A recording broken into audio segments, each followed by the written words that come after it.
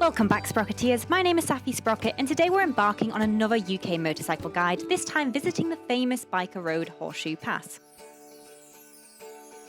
Now, our journey begins in the small yet popular town of Llangollen, situated on the River Dee.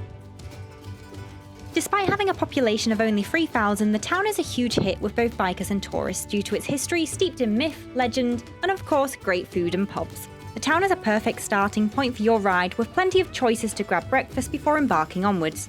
After leaving Llangollen, you'll want to take a left over the bridge, and from here on in, you simply follow the road to Langdegla. The route was originally constructed in 1811 and reaches a height of 1,854 feet, so do be prepared for some wind chill at the top of the peak.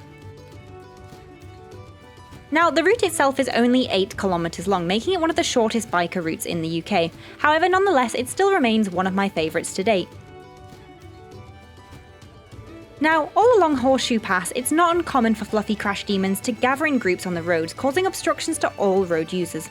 Make sure to stay vigilant throughout your journey and do be prepared for emergency brakes at all time. It's also worth noting that in winter, the mountain pass can be closed due to snowfall or landslides, so always make sure to check local news before setting off.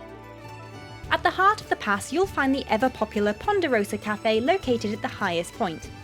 Even if biker food isn't your cup of tea, it's certainly worth a stop off as the scenic views along the road are absolutely breathtaking. After visiting Horseshoe Pass, it's no surprise as to why the cafe and the pass itself are extremely popular amongst motorcyclists. If you'd like to see more great bike travel content, don't forget to subscribe to my channel. If you have a suggestion for another great route that I should cover, feel free to drop a comment below. Until next time, my name's Saffy Sprocket, signing off.